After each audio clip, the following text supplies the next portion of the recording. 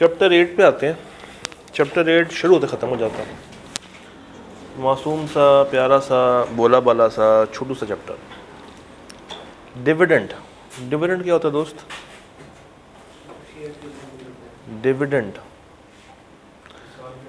साल के एंड पे कंपनी अपने शेयर होल्डर्स को मुनाफे में से कुछ पैसे दे के कहती है कि ये पकड़ो, तुम्हारा भी फ़ायदा हुआ है हमारे फ़ायदे में से। ये क्या है? ये डिविडेंड। तो कंपनी के पास जिस तरह मांगने की इम्प्लाइड पावर थी, उसी तरह डिविडेंड देने की भी पावर कौन सी है?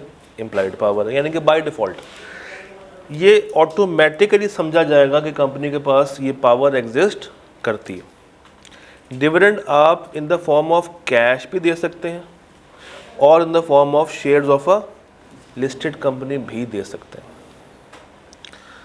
अच्छा, डिविडेंड के लिए दो बातें आपको पता होनी चाहिए, यानी कि ये एक इम्पॉर्टेंट डिस्कशन है फॉर एग्ज़ाम। कौन से प्रॉफिट को आप यूज़ नहीं करेंगे टू प्रोवाइड डिविडेंड? कौन से पैसे को आप यूज़ नहीं करेंगे टू प्रोवाइड डिविडेंड? वो प्रॉफिट जो कि आपने अपने कंपनी के एसेट्स बेच के कमाया। Profits from sale of immovable property. आपके पास प्रॉफिट नहीं आ रहा था, आपने बिल्डिंग बेच दी, कोई मशीनरी बेच दी, लैंड बेच दिया, और वहाँ से आपने कहा हाँ जी देखो हमने तो प्रॉफिट कमा लिया, तो लाओ आप डिविडेंड बांटते हैं। ऐसा नहीं है। तो अपने आप से डिविडेंड निकाल के दूसरों को नहीं देना। हाँ, अगर बिजनेस का काम ही यही हो कि वो कैपिटल नेचर के एसेट्स को ख़रीदता है, बेचता है, तब तो जो कि उसका पर्पज़ यही है कि वो फिक्स एसेट्स को ख़रीदता है और फिक्स एसेट्स को ही बेचता है, तो वहाँ से डिविडेंड बन सकता है। और उसमें भी आपने लॉसेस को हमेशा क्या करना है? बीच में एडजस्ट करना है, यानी कि नेट करके जो पैसा बचेगा उसमें से डिविडेंड देना है। खाली प्रॉफिट्स में से डिविडेंड नहीं देना। तो लॉसेस को आप पहले क्या करेंगे? एडजस्ट करेंगे, जो नेट प्रॉफिट बचेगा उसमें से डिविडेंड निकाला जाएगा। नंबर 2, अनरियलाइज्ड गेन अगर आ रहा है, नॉर्मली ये होता है हमारा रीवैल्यूएशन सरप्लस। रीवैल्यूएशन सरप्लस कि आपकी एक बिल्डिंग 100 रुपये की थी, अब अचानक से कितने की हो गई? 150 रुपये की हो गई।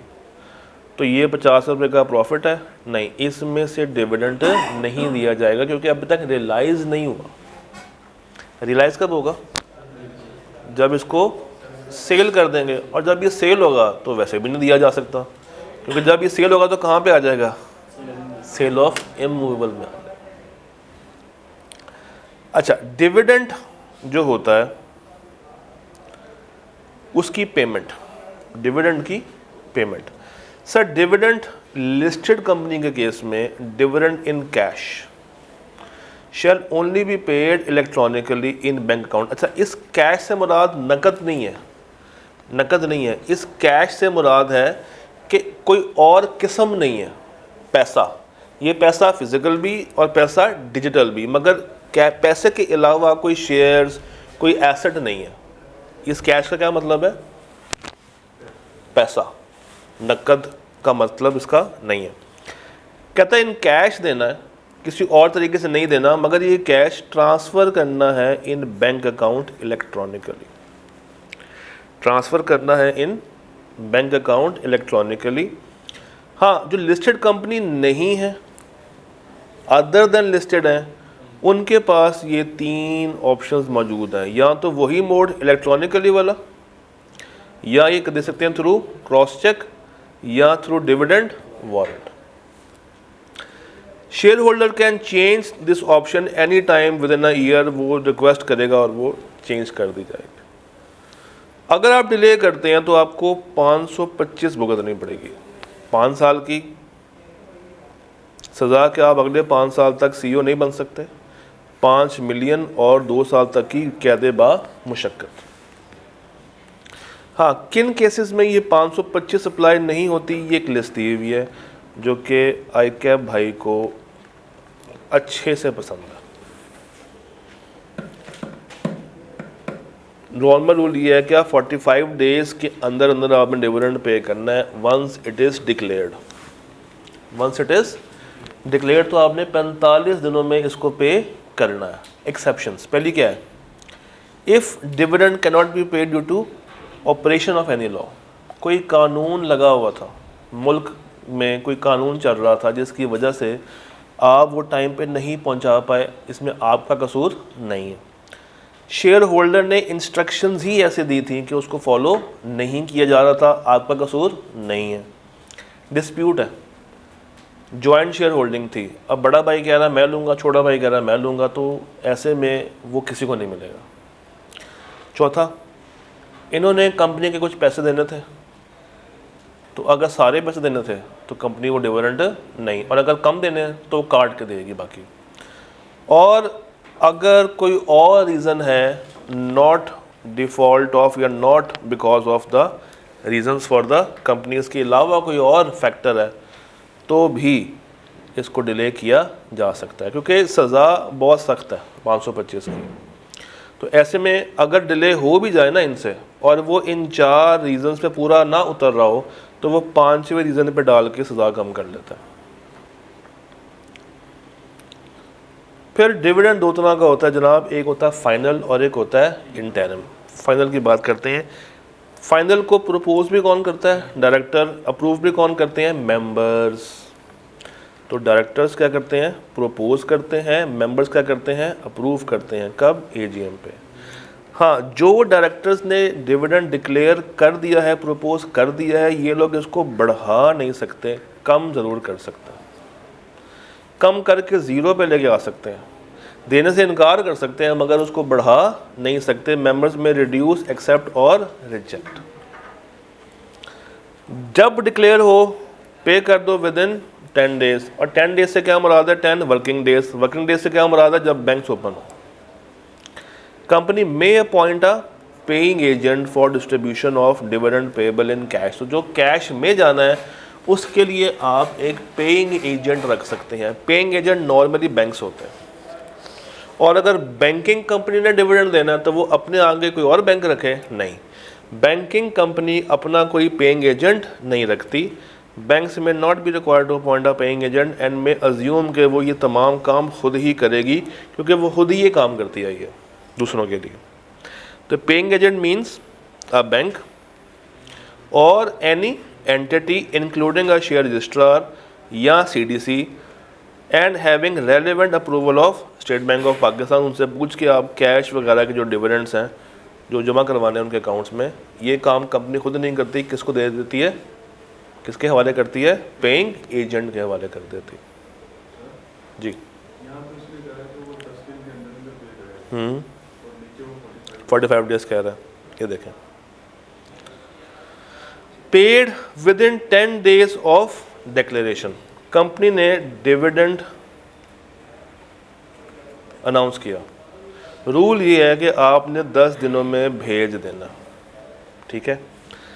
10 दिन से लेट अगर हो गया, मैक्सिमम कहाँ तक लेट करना है?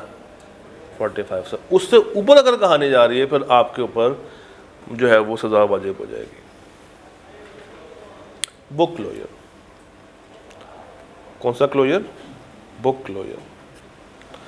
बुक क्लोजर ये है कि कंपनी कुछ अरसे के लिए अपने अकाउंट्स बंद कर देती है, ट्रांसफ़र्स बंद कर देती है, और कहती है कि जो जो मेंबर इस वक्त हमारे पास हमारे रजिस्टर्स में आ रहा है, हम सिर्फ उसी को डिविडेंड भेजेंगे, उसके अलावा किसी और को नहीं भेजेंगे। तो जो भी ट्रांसफ़र करने की रिक्वेस्ट है वो इस डेट से पहले पहले हमें बता दे।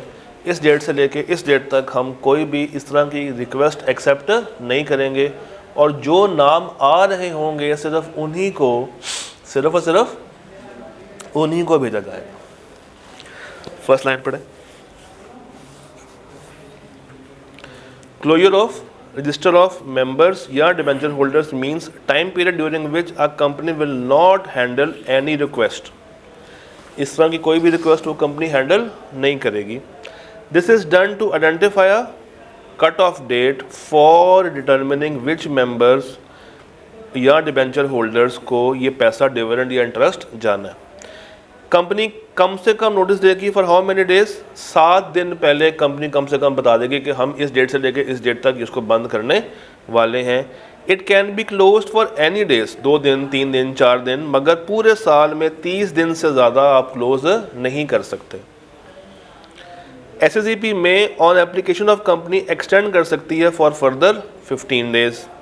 फॉर लिस्टेड कंपनी इसका नोटिस भी आपने देना है, छपवाना है अंग्रेज़ी अखबार में, उर्दू अखबार में, जो कि कम से कम जो है वो एक इशू उसका डेली बिकता हो उस लैंग्वेज के अंदर। और अगर कोई पेनल्टी वगैरह है तो वो लेवल 2 की पड़ेगी। आखिरी लाइन को छोड़ा जा सकता है, आखिरी लाइन को दिल पे नहीं लेना। तो ये चैप्टर जब भी आप तैयार करने के लिए बैठे हैं, सबसे पहले आपको ये बात आनी चाहिए, ये कई दफ़ा ICAI पूछ चुका है कि जनाब किन किन प्रॉफिट से हम डिविडेंड पे नहीं कर सकते। ये चैप्टर छोटा है मगर इसकी हर बात इंपॉर्टेंट है। बुक क्लोजर पे सवाल बेतहाशा दफ़ा आ चुका है। पेइंग एजेंट की डेफिनेशन वो पूछ चुका है। फाइनल की इंटरिम के डिफरेंसेस वो पूछ चुका है। पेमेंट ऑफ डिविडेंड्स के अंदर ये जो लिस्ट है ये कई दफ़ा आ चुकी है। अच्छा, इंटरिम भी आपने हाउ मेनी डेज़ के अंदर पे करना है? 10 डेज़ के अंदर पे करना है from commencement of book closure और डायरेक्टर्स मीटिंग। अगर बुक क्लोजर नहीं हुआ तो ये 10 दिन है। और वो भी क्या है, ये भी क्या थे दोस्त, ये भी 10 डेज़ है। बस फ़र्क ये है कि ये है 10 डेज़ ऑफ डिक्लेरेशन और ये है 10 days from commencement of book closure for this purpose. जिस दिन बुक क्लोजर हुई है उससे 10 दिनों में ये भेज दें। या अगर बुक क्लोजर नहीं की तो जब क्या हुई है, डायरेक्टर्स की मीटिंग हुई है इस मकसद के लिए, वहाँ से 10 दिनों में आपने इसको तकसीम कर देना है। डन? ओके।